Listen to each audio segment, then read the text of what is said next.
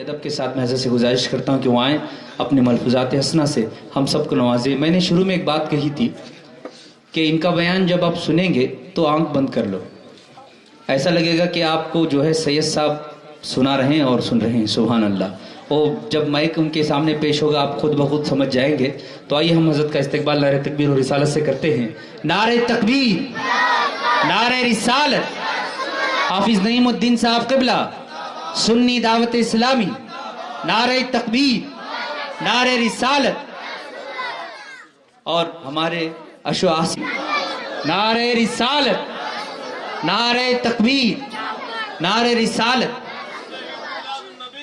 جشن عید میلاد النبی، جشن عید میلاد النبی، نعرہ تکبیر، نعرہ رسالت۔ والعاقبۃ للمتقین والصلاة والسلام علی سید الانبیاء والمرسلین وعلی آلہ واصحابہ الطیبین الطاہرین، اما بعد فاعوذ باللہ من الشیطان الرجیم، بسم اللہ الرحمن الرحیم۔ لقد جاءکم رسول من انفسکم عزیز عزیز علیہ ما عنتم حریص علیکم بالمؤمنین رؤوف الرحیم۔ صدق اللہ العظیم۔ غوث اعظم بمن بے سر و سامان مدد قبلہ دی، مدد کعبہ ایمان مدد، بگرد آب بلا افتاد کشتی، ضعیفانی شکستارات بشتی، بحق خواجہ عثمان ہارون، مدد کن یا معین الدین چشتی، مدد کن یا معین الدین چشتی، مدد کن یا معین الدین چشتی۔ منبر پر جلوہ گر علماء ذوی الاحترام و مبلغین سنی دعوت اسلامی اور حاضرین محفل، السلام علیکم ورحمۃ اللہ وبرکاتہ۔ میرے پیارے آقا صلی اللہ تعالی علیہ وسلم کے پیارے دیوانوں، میں نے قرآن مقدس کی جس آیت مبارکہ کی تلاوت کی ہے، آئیے اس کے متعلق کچھ معروضات پیش کرنے سے پہلے ہم اور آپ مل کر اپنی اور ساری کائنات کے مرکز عقیدت، انیس بے کساں چار ساز درد منداں، حضور رحمت عالم نور مجسم فخر آدم و بنی آدم، جناب احمد مصطفیٰ محمد مصطفیٰ صلی اللہ تعالی علیہ وسلم کی بارگاہیں بے کس پناہ میں جس طریقے سے میں پڑھا ہوں، آپ تمامی حضرات میرے ساتھ بآواز بلند درود و سلام کا نذرانہ پیش کریں۔ پڑھیے الصلاۃ والسلام علیک یا رسول اللہ، الصلاۃ والسلام علیک یا حبیب اللہ،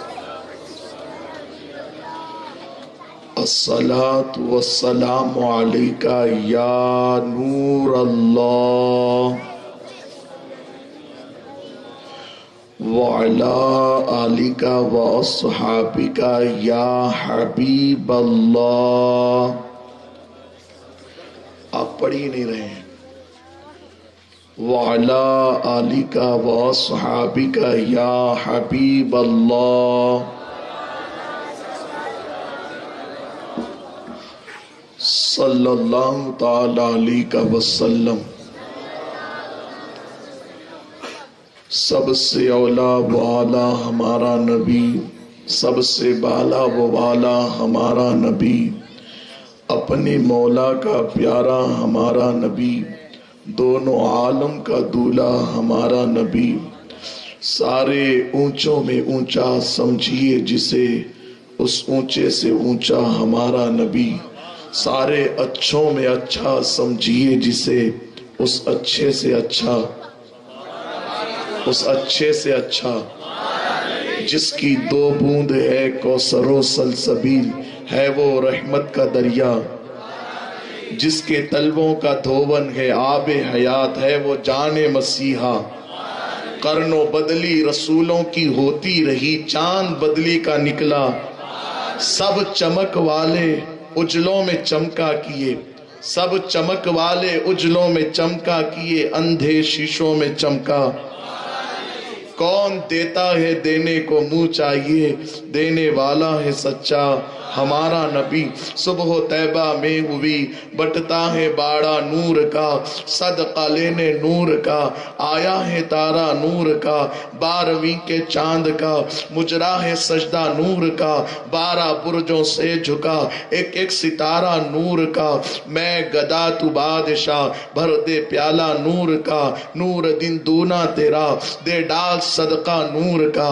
آئی بدعت چھائی ظلمت، رنگ بدلا نور کا، ماہ سنت مہر طلعت لے لے بدلا نور کا۔ کاف گیسو ہا دغن یا ابرو آنکھیں عین سواد، کاف گیسو ہا دغن یا ابرو آنکھیں عین سواد، کاف ہا یا عین سواد، ان کا ہے چہرہ نور کا۔ اور جس سہانی گھڑی چمکا طیبہ کا چاند، اس دل افروز سعادت پہ لاکھوں سلام۔ زمانے میں آئے بہت آنے والے، زمانے میں آئے بہت آنے والے، کوئی تسا آیا نہ او آنے والے، سراجم منیرہ لقب پانے والے، چمک تجھ سے پاتے ہیں سب پانے والے، میرا دل بھی چمکا دے چمکانے والے۔ پیارے آقا صلی اللہ علیہ وسلم کے پیارے دیوانوں، سرکار غوث پاک رضی اللہ تبارک و تعالیٰ کی بارگاہ میں ہمارے برادر عزیز مبلغ سنی دعوت اسلامی سید غلام حسین صاحب نے بہترین انداز میں سرکار غوث پاک کی بارگاہ میں خراج پیش کیا ہے۔ آئیے سید الاولیاء کی بارگاہ میں خراج پیش کرنے کے بعد ہم سید الانبیاء کی بارگاہ کی طرف بڑھتے ہیں اور حضور صلی اللہ علیہ وسلم کی بارگاہ بے کس پناہ میں کچھ حد تک کہ ہم بھی خراج پیش کرنے کی سعادت حاصل کر لیتے ہیں۔ میں نے قرآن مقدس کی جس آیت مبارکہ کی تلاوت کی ہے، اللہ تبارک و تعالی مجھے حق کہنے اور آپ تمامی حضرات کو حق سن کر اس پر عمل کرنے اور اسے عام کرنے کی توفیق عطا فرمائے۔ میرے پیارے آقا صلی اللہ علیہ وسلم کے پیارے دیوانوں، یہ اللہ تبارک و تعالیٰ کا بے پناہ احسان عظیم ہے کہ اللہ تبارک و تعالیٰ نے ہمارے درمیان اپنے محبوب کو جلوگر فرمایا۔ یہ اللہ کا کروڑ احسان ہم پر ہے کہ رب تبارک و تعالیٰ نے ہمیں اپنا محبوب عطا فرمایا ہے۔ آپ دیکھیں رب تبارک و تعالیٰ نے ایک سے ایک نعمت ہمیں عطا فرمائی، زمین کا فرش ہمیں عطا کیا، آسمان کا شامیانہ ہمیں عطا کیا، زندگی گزارنے کے لیے انسان کے لیے جو چیزیں ضرورت کی تھی اللہ تبارک و تعالیٰ نے انسان کو وہ ساری چیزیں عطا کی۔ لیکن آپ دیکھیں تو صحیح، اللہ تبارک و تعالیٰ نے کسی چیز کو دینے کے بعد احسان کا کوئی ذکر نہیں کیا۔ میں نے بندوں کو زمین دی، احسان نہیں جتایا، آسمان دیا، احسان نہیں جتایا، بلکہ زندگی بھی عطا کی لیکن احسان نہیں جتایا۔ لیکن رب تبارک و تعالیٰ نے جب ہمارے درمیان اپنے محبوب کو جلوگر فرمایا تو اللہ تبارک و تعالی قرآن مقدس میں ارشاد فرماتا ہے، لقد من اللہ علی المؤمنین اذ بعث فیہم رسولا، بے تحقیق کہ اللہ تبارک و تعالی نے اہل ایمان پر احسان کیا کہ انہی میں سے ایک شان والے رسول کو مبعوث فرما دیا۔ پیارے آقا صلی اللہ علیہ وسلم کے پیارے دیوانوں، اللہ نے محبوب دے کر ہم پہ احسان جتایا اور یہ مصطفیٰ جان رحمت کا صدقہ ہے کہ اللہ کے حبیب صلی اللہ علیہ وسلم ہمارے درمیان تشریف لائے۔ جیسا کہ آپ جانتے ہیں اللہ تبارک و تعالیٰ نے جب اپنے محبوب کے نور کی تخلیق فرمائی تو اس کے بعد اللہ تبارک و تعالیٰ نے اپنے محبوب کے نور کو یہ اختیار دے دیا کہ اے میرے محبوب کے نور، اگر تو آدم کے زمانے میں مبعوث ہونا چاہے تو میں تجھے آدم کے زمانے میں مبعوث کر دوں گا، اگر تو نوح کے زمانے میں مبعوث ہونا چاہے میں نوح کے زمانے میں تجھے مبعوث کر دوں گا۔ تو جس نبی کے زمانے میں مبعوث ہونا چاہے گا، میں اس نبی کے زمانے میں تجھے مبعوث کر دوں گا۔ آپ ذرا اندازہ تو لگائیں، رب تبارک و تعالیٰ نے مصطفیٰ جان رحمت صلی اللہ علیہ وسلم کو یہ اختیار دیا کہ آپ جس زمانے کو پسند فرمائیں گے میں اس زمانے میں آپ کو زمین پہ جلوہ گر کروں گا۔ لیکن یہ حضور کا ہم پہ کرم ہے، حضور چاہتے آدم کے زمانے میں بھی آ جاتے، موسیٰ کے زمانے میں بھی آ جاتے، عیسیٰ کے زمانے میں بھی آ جاتے، لیکن یہ ہم پہ کرم ہے حضور کا کہ وہ ہر عالم کی رحمت ہے، کسی عالم میں رہ جاتے لیکن یہ ان کی مہربانی ہے کہ یہ عالم پسند آیا۔ وہ یہ حضور کا کرم ہے کہ حضور ہمارے درمیان تشریف لائے۔ پیارے آقا صلی اللہ علیہ وسلم کے پیارے دیوانوں، سارے نبیوں میں سید الانبیاء جس کو کہا جاتا ہے وہ ہمارے رسول کی ذات ہے۔ ہمارے رسول کی شان کیا؟ ہمارے رسول کا چہرہ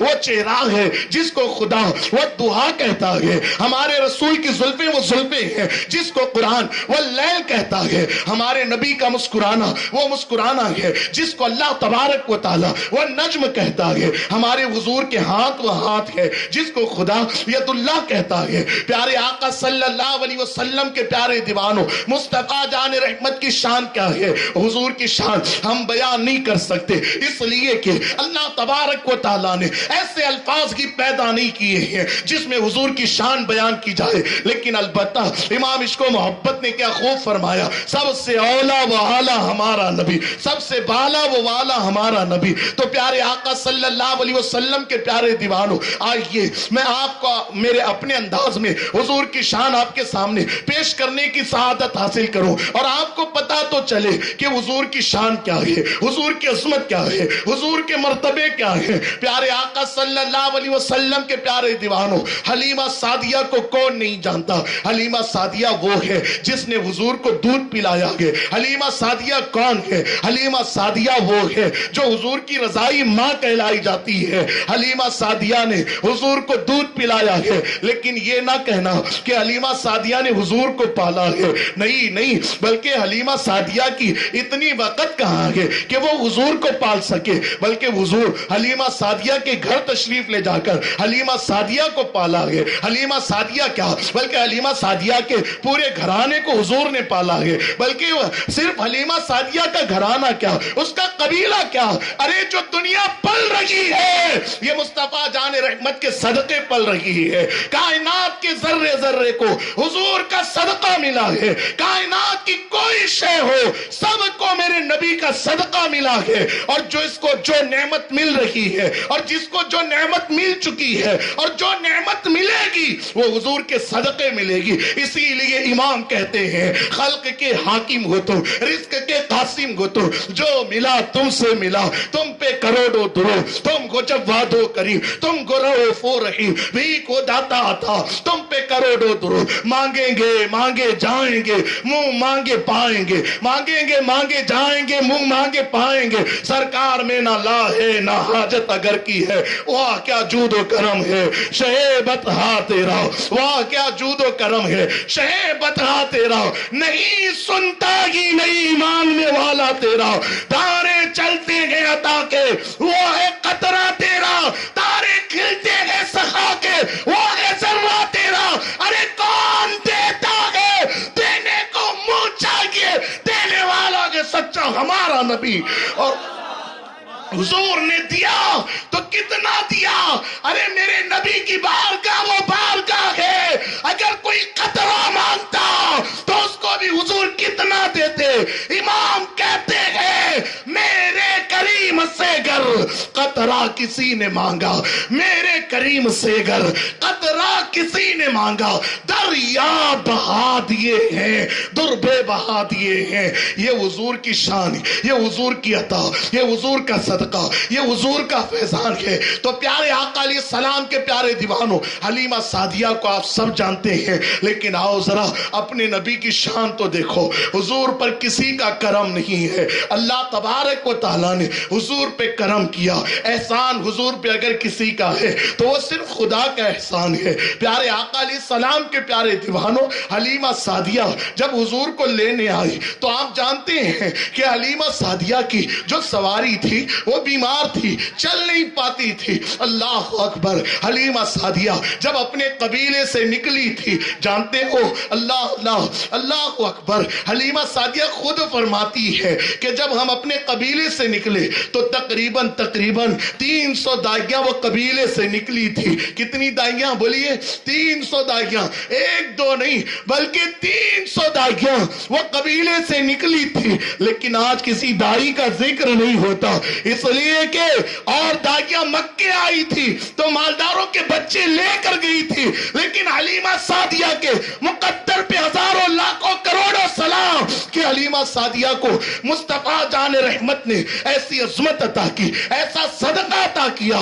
کہ ہر سال جب بھی میلاد بیان ہوگا حلیمہ سعدیہ کا ذکر ہوگا۔ 300 دائیوں کو کوئی نہیں پہچانتا، لیکن یہ حلیمہ سعدیہ پہ حضور کا کرم ہے۔ بلکہ میں نے جس کتاب میں پڑھا اس کتاب میں لکھا گیا ہے کہ جو 300 دائیاں تھی، بلکہ حلیمہ سعدیہ خود فرماتی ہے جب ہم چل رہے تھے تو ان دائیوں کی جو سواریاں تھی وہ تیز تھی، بلکہ بہت تیز رفتار سے وہ چلتی تھی، لیکن میری سواری تو بیمار تھی، وہ ان کے مقابلے میں چل نہیں پاتی تھی۔ جب وہ آگے کو جانے لگی میں نے پکار کر کہا، او دائیاں رکو رکو، مجھے بھی تو ساتھ لے چلو، میں بھی تمہارے ساتھ چلنا چاہتی ہوں۔ اور حلیمہ کہتی ہے دیکھو یہ سفر کا ادب نہیں ہے کہ کسی کو پیچھے رہنے دیا جائے، بلکہ جب کسی قافلے کے ساتھ آپ سفر کریں تو ادب یہ ہے کہ آپ جب قافلہ لے کر چلے تو سب ساتھ ساتھ چلے، ایسا نہ ہو کہ کوئی پیچھے رہے اور آپ آگے کو چلے جائیں۔ حلیمہ نے کہا کہ یہ قافلے کے اور سفر کے ادب کے خلاف ہے،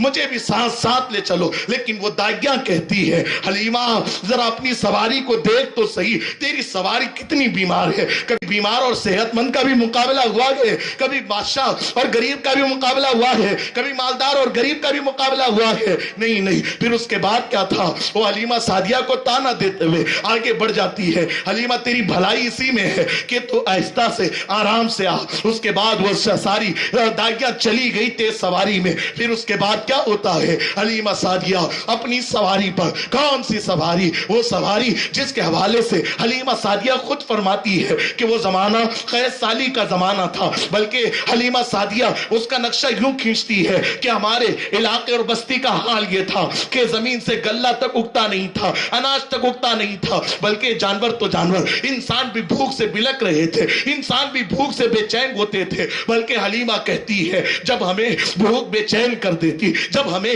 بھوک پریشان کر دیتی تو ہم ساری عورتیں ایک جگہ جمع ہوتی اور پھر اس کے بعد جنگل کا رخ کرتی، اور جنگل میں جانے کے بعد ہری ہری پتیوں کو کھا کر ہم اپنی بھوک کو مٹھانے کی کوشش کیا کرتی تھی۔ پیارے آقا علیہ السلام کے پیارے دیوانوں، آپ ذرا اندازہ تو لگائیں، جہاں انسان ہری پتی کھا کر کے اپنی بھوک کو مٹھانے کی کوشش کر رہا ہوگا، وہاں کے جانور کتنے لاغر ہوں گے، وہاں کے جانور کتنے بھوکے ہوں گے، وہاں کے جانور کتنے پیاسے ہوں گے۔ پیارے آقا علیہ الصلوۃ و تسلیم کے پیارے دیوانوں، حلیمہ سعدیہ فرماتی ہے میری سواری اتنی لاغر ہو چکی تھی، اتنی کمزور ہو چکی تھی کہ اگر کوئی انسان میری سواری، وہ جو سواری تھی وہ اونٹنی تھی، حلیمہ کہتی ہے میری سواری کی جو پسلیاں تھی اگر کوئی گننا چاہتا تو وہ باضابطہ طور پہ میری وہ سواری کی پسلیوں کو گن لیا کرتا تھا۔ آپ اندازہ لگائیں یہ انتہائی لاغر ہونے کی نشانی ہے کہ پسلیاں باہر کو نکل آئے اور اس کو کوئی گننا چاہے تو گن لے، ایسی کیفیت تھی۔ حلیمہ سعدیہ جب چل رہی ہے، شوہر ساتھ ہے، ایک بیٹا ساتھ ہے جس کو عبداللہ کہا جاتا ہے، جب چل رہی ہے سواری چلتی ہے بیٹھ جاتی ہے، چلتی ہے بیٹھ جاتی ہے۔ جب سواری کی حلیمہ سعدیہ نے یہ کیفیت دیکھی، حلیمہ سعدیہ تڑپ گئی، یہ کیا ہو رہا ہے، کبھی چل رہی ہے کبھی بیٹھ رہی ہے۔ حلیمہ سعدیہ نے سوچا اگر اسی طرح یہ سواری چلتی رہی تو پھر میں مکہ بہت تاخیر سے پہنچوں گی، اور اگر میں تاخیر سے مکہ پہنچی تو ہوگا کیا، جو مالداروں کے بچے ہوں گے وہ یہ جو دائیاں پہلے جا چکی ہے وہ ان کو پالے گی، اور پھر مجھے کسی مالدار کا بچہ نہ ملے گا۔ یہ باتیں ذہن میں آ رہی تھی، اور پھر کیا ہوا، حلیمہ سعدیہ کے آنکھ سے آنسو نکل پڑتے ہیں۔ یا اللہ یہ کیسی مصیبت ہے کہ آج مجھے پیچھے کر دیا ہے۔ پیارے آقا علیہ السلام کے پیارے دیوانوں، مصیبت اللہ دیتا ہے تو انسان کو مرتبے بھی عطا کرتا ہے۔ یہ نہ سمجھنا کہ مصیبت آئی ہے تو میں ہمیشہ مصیبت زدہ ہی رہوں گا، نہیں نہیں، بلکہ کچھ مصیبتیں ایسی ہوتی ہے کہ ان مصیبتوں کے آنے کے بعد پھر ہمیشہ کے لیے خوشحالی آ جایا کرتی ہے۔ حلیمہ سعدیہ کو معلوم نہیں تھا کہ یہ جو مصیبت آئی ہے اونٹ لاگر ہو چکی ہے، بھوک سے حلیمہ بے چین ہے، یہ مصیبت ہمیشہ کے لیے ختم ہونی تھی، اب حلیمہ کا ستارہ چمکنا تھا۔ پیارے آقا علیہ السلام کے پیارے دیوانوں، بات کو آگے بڑھانے سے پہلے یہاں پر میں آپ کے ایک اصلاح کر دوں کہ جب بھی کوئی مصیبت آئے، جب بھی کوئی بیماری آئے، جب بھی کوئی پریشانی آئے تو بے چین نہ ہونا، پریشان نہ ہونا، تڑپ نہ جانا، بلکہ حضور کی حدیث مبارکہ کا مفہوم ہے اللہ تبارک و تعالی کسی بندے کو مرتبے عطا کرنا چاہتا ہے، بلندیاں عطا کرنا چاہتا ہے، اور وہ بندہ عبادت کر کے وہ مرتبہ پا نہیں سکتا۔ آپ سمجھ رہے ہیں نا میری بات کو؟ آپ جان رہے ہیں نا بات، سمجھ رہے ہیں نا آپ میری؟ تو توجہ سے سنیے، آپ کے ذہن میں میری بات اتر جائے گی تو انشاءاللہ حضور کی عظمت آپ کو پتہ چل جائے گی۔ پیارے آقا صلی اللہ علیہ وسلم کے پیارے دیوانوں، تو عرض یہ کر رہا تھا کہ جب اللہ تبارک و تعالی کسی بندے کو مرتبہ دینا چاہتا ہے، حضور کی حدیث کا مفہوم ہے، آقا فرماتے ہیں اللہ اسے عبادت کی توفیق تو مل جاتی ہے، لیکن عبادت کر کے بھی اللہ جس منزل کو اسے پہنچانا چاہتا ہے، لیکن وہ بندہ عبادت کر کے بھی اس مرتبے کو نہیں پا سکتا، اس منزل کو نہیں پا سکتا، تو کیا ہوتا ہے؟ رب تبارک و تعالی اسے مصیبت عطا کرتا ہے، اسے بیماری عطا کرتا ہے، اور صرف بیماری ہی نہیں دیتا بلکہ بیماری کے ساتھ ساتھ اللہ تعالیٰ اسے بیماری پر صبر کی بھی طاقت عطا کر دیتا ہے، اور بندہ جب بیمار پڑتا ہے اور بیماری پہ صبر کرتا ہے، جو مرتبہ عبادت کر کے وہ پا نہیں سکتا وہ مرتبہ بیماری پہ صبر کی برکت سے پا لیا کرتا ہے۔ اس لیے جب بیمار پڑنا تو اللہ کی ناشکری نہ کرنا، اس لیے کہ بیماری اللہ انہی کو دیتا ہے جن کو خدا پسند کرتا ہے، جو لائق ہوتے ہیں، جو لائق ہوتے ہیں انہی کو بیماری دی جاتی ہے، جو نالائق ہوتے ہیں انہیں بیماری نہیں عطا کی جاتی۔ کیا آپ کو پتا نہیں؟ اللہ اکبر، جناب کلیم نے اللہ کی بارگاہ میں شکایت کی، مولا فرعون اتنی نافرمانی کرتا ہے، اتنے گناہ کرتا ہے، اتنے جرائم کرتا ہے، لیکن مولا میں دیکھ رہا ہوں کبھی اس کے سر میں درد تک نہیں ہوا، کبھی اس کے سر میں درد تک نہیں ہوا۔ یہ سر میں درد ہونا بہت معمولی بیماری جانی جاتی ہے۔ تو جناب کلیم نے اللہ کی بارگاہ میں شکایت کی، مولا میں دیکھتا ہوں فرعون کو اتنی نافرمانی کرتا ہے، لیکن اس کے باوجود بھی کبھی اس کے سر میں درد نہیں ہوتا۔ اللہ نے فرمایا او میرے کلیم، اس کا سر اس لائق کہاں ہے کہ میں اس کو اپنا درد دے سکوں؟ اس کا سر اس لائق کہاں ہے کہ اس کو میں اپنا درد دے سکوں؟ تو پتا چلا خدا اپنے لائق بندوں کو درد دیتا ہے۔ رابعہ بصریہ خوش رہتی تب بھی اللہ کا ذکر کرتی، پریشان رہتی تب بھی اللہ کا ذکر کرتی، بیمار رہتی تب بھی خدا کا شکر ادا کرتی، اور جب مصیبت زدہ ہوتی یا خوشحالی زندگی میں ہوتی تو تب بھی وہ خدا کا شکر ادا کرتی۔ کسی نے پوچھا حلیمہ بیمار ہے، وہ رابعہ بیمار رہتی ہے تب بھی خدا کا ذکر کرتی ہے، شکر ادا کرتی ہے، صحت مند رہتی وہ تو بھی شکر ادا کرتی ہو۔ آخر بات کیا ہے؟ رابعہ بصریہ کہتی ہے او انسان، میں جو ہے نہ مصیبت کو دیکھتی ہوں نہ خوشحالی کو دیکھتی ہوں، میں تو دست قدرت کو دیکھتی ہوں کہ یہ دست قدرت سے مجھے دیا جا رہا ہے، اس کی جانب سے جو ملے اسے میں خوشی کے ساتھ قبول کر لیا کرتی ہوں۔ تو پیارے آقا صلی اللہ علیہ وسلم کے پیارے دیوانوں، حلیمہ سعدیہ رضی اللہ تبارک و تعالیٰ عنہا ارشاد فرماتی ہے کبھی سواری بیٹھتی کبھی چلتی۔ اس کے بعد کیا ہوا؟ ایک وقت وہ بھی آیا، حلیمہ سعدیہ مکہ پہنچتی ہے۔ جب مکہ پہنچی تو ایک ایک مالدار کے گھر جاتی ہے، دروازے پر دستک دیتی ہے، پوچھتی ہے کوئی بچہ ہے؟ میں فلاں بستی سے علاقے سے آئی ہوں، طائف سے لگ بھگ 50 کلومیٹر کی دوری پر حلیمہ سعدیہ کی بستی ہے، وہاں سے میں آئی ہوں۔ وہ حلیمہ سعدیہ کہتی تو اندر سے آواز آتی، او حلیمہ ہمارے پاس بچے تو موجود تھے لیکن ابھی ابھی کوئی دائی آئی اور وہ بچہ لے گئی۔ پھر دوسرے دروازے پر جاتی، وہاں سے بھی یہی صدا آتی کہ دائی آئی بچہ لے گئی۔ اللہ اکبر۔ اس طریقے سے حلیمہ سعدیہ بڑے بڑے مالداروں کے گھر جاتی ہے، تاجروں کے گھر جاتی ہے۔ اب بچہ کوئی حلیمہ کے نصیب میں نہ تھا، اس لیے کہ اب بچہ صرف حلیمہ کو نہیں ملنا تھا بلکہ سارے اچھوں میں اچھا، جس کو کائنات کہتی ہے، وہ اچھا اور سہانا اور پیارا نبی حلیمہ کی گود میں آنا تھا۔ پیارے آقا صلی اللہ علیہ وسلم کے پیارے دیوانوں، حلیمہ سعدیہ پھر خانے کعبہ کے صحن میں آتی ہے، زار و قطار روتی ہے، اللہ کی بارگاہ میں دعا کرتی ہے، مولا تیری بندی تیری بارگاہ میں دعا کر رہی ہے، اے اللہ میری مصیبت کا خاتمہ فرما۔ اور جب بھی پریشانی آئے نا، مصیبت آئے تو اللہ کی بارگاہ میں بندے کو دعا کرنا چاہیے۔ اور دعا کیسی؟ وسیلے کے ساتھ دعا ہو، یا اللہ غوث پاک کے صدقے مصیبت دور فرما، حضور کے صدقے مصیبت دور فرما۔ یہاں ڈائریکٹ دعا مانگنے کے حوالے سے بات نہیں کی جاتی ہے بلکہ وسیلے کے ساتھ دعا کی جائے۔ اور جب بندہ مصیبت زدہ ہو کر رب کی بارگاہ میں دعا کرتا ہے، پریشان ہو کر تکلیف میں مبتلا ہو کر اللہ کی بارگاہ میں دعا کرتا ہے، اللہ اس کی دعا کو قبول کر لیتا ہے۔ حلیمہ سعدیہ گڑ گڑا رہی ہے، رو رہی ہے۔ پھر کیا تھا؟ وہ اس قدر رو رہی تھی کہ قریب میں حضرت عبد المطلب تھے، ان کے کانوں تک حضرت حلیمہ کے رونے کی آواز آتی ہے۔ پھر اس کے بعد حضرت عبد المطلب حلیمہ سعدیہ کے پاس جاتے ہیں، دیکھا کہ دعا کر رہی ہے۔ حلیمہ جیسے ہی دعا سے فارغ ہو جاتی ہے، حضرت عبد المطلب سے ملاقات ہوتی ہے، پوچھا بیٹی آخر کس بات نے تجھے بے چین کر دیا؟ حلیمہ نے سارا واقعہ بتا دیا، اس طرح ہوا ہے۔ اور اس کے بعد کیا تھا؟ حضرت عبد المطلب فرماتے ہیں بیٹی گھبرا نہیں، میرا ایک پوتا ہے، اگر تو اسے لے جائے گی تو بڑی کامیاب ہو جائے گی۔ اللہ اکبر۔ اس کے بعد کیا تھا؟ حلیمہ سعدیہ خوش ہو جاتی ہے، مچل جاتی ہے، کہتی ہے یقیناً میں آپ کے پوتے کو لینے کے لیے تیار ہوں۔ اس وقت حضرت عبد المطلب کہتے ہیں حلیمہ اور ایک بات میں تجھے کہنا چاہتا ہوں، وہ بات یہ ہے کہ جو میرا پوتا ہے وہ یتیم ہے۔ اللہ اکبر، اتنا سننا تھا۔ اور ایک بات یہاں پر میں یہ عرض کروں کہ جو 300 دائیاں آئی تھی وہ ڈائریکٹ تاجروں کے گھر نہیں گئی تھی، اس میں کہ ہر دائی حضور کی بارگاہ میں آئی تھی، یعنی حضور کا جو گھر مبارکہ تھا، آمینہ کا جو گھر تھا، اس گھر پہ آئی تھی۔ پوچھا کوئی بچہ ہے؟ حضرت آمینہ خاتون نے فرمایا ہاں میرا بیٹا تو ہے، میں اس کو دینا بھی چاہتی ہوں خدمت کے لیے تاکہ تم اس کو دودھ پلا کر۔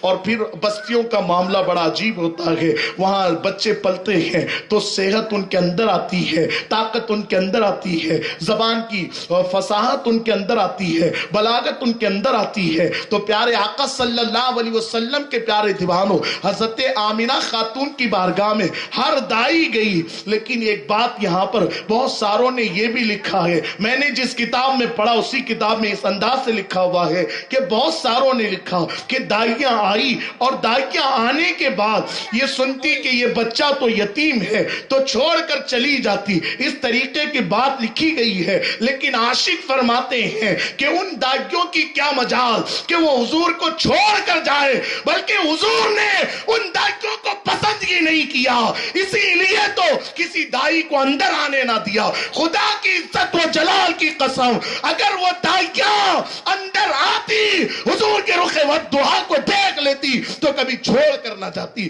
اسی لیے حضور نے انہیں باہر ہی سے دور کر دیا، اس لیے کہ کوئی خاتون اندر آئے گی اور رخ والدعا کو دیکھے گی تو پھر وہ کبھی چھوڑ کر نہیں جائے گی۔ تو پیارے آقا علیہ السلام کے پیارے دیوانوں، مختصر یہ حلیمہ سعدیہ آئی حضور کو لینے۔ جب حضور کو لینے کے لیے حلیمہ آئی اور حضور کو اپنے سینے سے وہ لگانا چاہتی ہے، حضور کے رخ والدعا کی زیارت کرنا چاہتی ہے، میں ذرا مختصر عرض کروں گا اور پھر اس کے بعد جس آیت کریمہ کی میں نے تلاوت کی ہے اس کے حوالے سے دو چار باتیں باتیں آپ کے سامنے پیش کروں تاکہ آپ کو پتا تو چلے کہ ہمارے حضور کی فکر کیا تھی، نبی کی فکر کیا ہے، نبی اللہ اکبر کس چیز سے خوش ہوتے ہیں، نبی کی رضا کس چیز کے اندر ہے، اس پر بھی مجھے گفتگو کرنی ہے۔ تو پیارے آقا علیہ السلام کے پیارے دیوانوں، حلیمہ سعدیہ خود فرماتی ہے کہ بھوک کی وجہ سے اور قحط سالی کی وجہ سے میرے سینے میں دودھ تک کے خشک ہو چکا تھا، اور جو بیٹا تھا عبداللہ وہ بھی دودھ نہ پا کر کے راتوں کو رویا کرتا تھا، راتوں کو تڑپا کرتا تھا، دودھ نہ ملنے کی وجہ سے وہ رات بھر رویا کرتا تھا۔ حلیمہ سعدیہ کہتی ہے سینے میں دودھ نہیں تھا، 35 سال کی عمر ہے، حلیمہ آئی فدا نہ بس ایک جہاں دو جہاں فدا، دو جہاں سے بھی نہیں جی بھرا، کروں کیا کروڑوں جہاں نہیں۔ پیارے آقا صلی اللہ علیہ وسلم کے پیارے دیوانوں، تو حلیمہ سعدیہ خود فرماتی ہے جب میں نے پہلی نظر حضور کے رخ والضحیٰ کو دیکھا، اس کے بعد کیا ہوا؟ خود فرماتی ہے زندگی میں پہلی مرتبہ مجھے ایسی خوشی ملی، ایسی خوشی ملی، میرا دل اس طریقے سے خوشی سے بھر گیا کہ آج سے پہلے کبھی میں نے ایسی خوشی اپنے دل میں نہیں پائی تھی۔ اور پھر خود فرماتی ہے میں نے جلدی سے چھوٹے سے بچے کو حضور کو اٹھایا، اپنے سینے سے لگایا، اور جب میں نے حضور پاک کو اپنے سینے سے لگایا، حلیمہ کہتی ہے میرے سینے کا دودھ خشک ہو چکا تھا، لیکن جیسے ہی میں نے حضور کو سینے سے لگایا تو میرا سینہ دودھ سے لبالب بھر گیا۔ مبارک میں رکھا، دہن مبارک میں رکھا، جب میں نے سیدھا پستان رکھا حضور نے دودھ پیا، اور پھر جب حضور نے سیدھے پستان کا دودھ پیا تو پھر میں نے الٹا پستان بھی حضور کے منہ کے قریب کیا۔ حلیمہ کہتی ہے لیکن دوسرے پستان کا دودھ میرے نبی نے نہیں پیا۔ حلیمہ کہتی ہے حضور نے چہرہ پھیر لیا اور پھر میری آنکھوں میں دیکھ کر مسکرانے لگے اور اشارے میں کہہ رہے تھے حلیمہ سیدھے پستان کا دودھ تو میں نے پی لیا ہے، لیکن جو یہ تیرا دوسرا پستان ہے میں اس کو جائیے اس کو پلا دے۔ پیارے آقا علیہ السلام کے پیارے دیوانوں، حلیمہ سعدیہ اللہ کی قسم اٹھا کر کے کہتی ہے خدا کی بھائی عبداللہ کا ہے۔ امام کہتے ہیں بھائیوں کے لیے جو ترک پستہ کرے، بھائیوں کے لیے جو ترک پستہ کرے، ان کے بچپن کی عدالت پہ لاکھوں سلام۔ پیارے آقا صلی اللہ علیہ وسلم کے پیارے دیوانوں، حلیمہ سعدیہ اپنے گاؤں کو حضور کو لے کر جاتی ہے۔ یہاں بھی بہت سارے کمالات ظاہر ہوئے، یہاں بھی بہت سارے عجائبات ظاہر ہوئے۔ حلیمہ سعدیہ نے یہاں بہت سارے کمالات دیکھے ہیں، لیکن اب میں اس کو بیان نہیں کروں گا، بلکہ آئیے مختصر یہ عرض کروں۔ حلیمہ سعدیہ جب اپنے گھر حضور کو لے کر کے گئی، اس کے بعد کیا ہوا؟ حلیمہ سعدیہ کو لوگوں نے دیکھا، محلے کی عورتوں نے دیکھا، حلیمہ جب سے مکے سے بچہ لائی ہے کھانا بناتی نہیں ہے، کھانا پکاتی نہیں ہے، بلکہ عورتوں کے ساتھ بیٹھی رہتی ہے، پکانے کی طرف بڑھتی نہیں، کھانا بنانے کی طرف بڑھتی نہیں۔ عورتیں حیران ہو گئی آخر بات کیا ہے، ہم سب تو کھانا بناتے ہیں کھاتے ہیں، لیکن حلیمہ نے جب سے مکے سے بچہ لایا ہے کبھی یہ کھانا پکاتی ہوئی نظر نہیں آئی۔ حلیمہ سے عورتوں نے پوچھا وہ حلیمہ بتا تو صحیح کیا تجھے بھوک نہیں لگتی؟ توجہ کرنا، حضور کا رخ والضحیٰ کیا ہے، حضور کی شان کیا ہے، حضور کی عظمت کیا ہے، قربان جاگے حلیمہ سعدیہ سے پوچھا گیا او حلیمہ تجھے بھوک نہیں لگتی؟ حلیمہ نے کہا ہاں مجھے بھوک تو لگتی ہے۔ عورتوں نے کہا حلیمہ جب سے مکے سے بچہ لائی ہو اس کے بعد سے تجھے کبھی پکاتے نہیں دیکھا گیا، آخر کیا کرتی ہو جب بھوک بے چین کرتی ہے؟ تو حلیمہ کہتی ہے جب بھوک بے چین کرتی ہے تو میں اس بچے کے چہرے کو دیکھ لیتی ہوں، میری بھوک مٹ جایا کرتی ہے۔ آپ ذرا اندازہ تو لگائیں، آپ ذرا اندازہ تو لگائیں، یہ حضور کا رخ والضحیٰ ہے۔ حلیمہ دیکھ لے بھوک مٹ جائے۔ آئیے میں آپ کو بتاؤں تو صحیح حضور کے چہرے کی شان کیا جانتے ہیں آپ؟ حضرت جناب یوسف کون ہے؟ یہ مصر کے بادشاہ بھی ہیں، اللہ کے پیغمبر ہیں، اللہ کے نبی ہیں۔ آپ کو پتا ہے یوسف علیہ الصلوۃ والتسلیم خود فرماتے ہیں ایک مرتبہ کا واقعہ ہے، قحط سالی کا عالم تھا، انہوں نے غلہ اپنے گودام میں جمع کیا تھا، لیکن لیکن حالت یہ ہوئی، کیفیت یہ ہوئی کہ گودام میں جتنا اناج تھا، جتنا غلہ تھا، ایک وقت ایسا بھی آیا کہ وہ سارا غلہ ختم ہو گیا۔ جب وہ غلہ ختم ہوا، اس کے بعد کیا ہوا؟ جناب یوسف کی بارگاہ میں ان کی قوم آتی ہے، آنے کے بعد عرض کرتی ہے وہ اللہ، یہ ماں کی ممتا ہے۔ ماں نے کہا میں تیرے ہاتھ میں آگ کا گولا نہیں رکھ سکتی۔ کیوں؟ اس لیے کہ میں تیری ماں ہوں، میں تیری ماں ہوں۔ تو وہ بچہ کہتا ہے ماں جب تم ماں ہو کر آگ کا گولا میرے ہاتھ میں نہیں رکھ سکتی تو جو خدا مجھ سے 70 ماؤں سے زیادہ پیار کرتا ہے وہ مجھے جہنم میں کیسے داخل کرے گا؟ وہ مجھے جہنم میں کیسے داخل کرے گا؟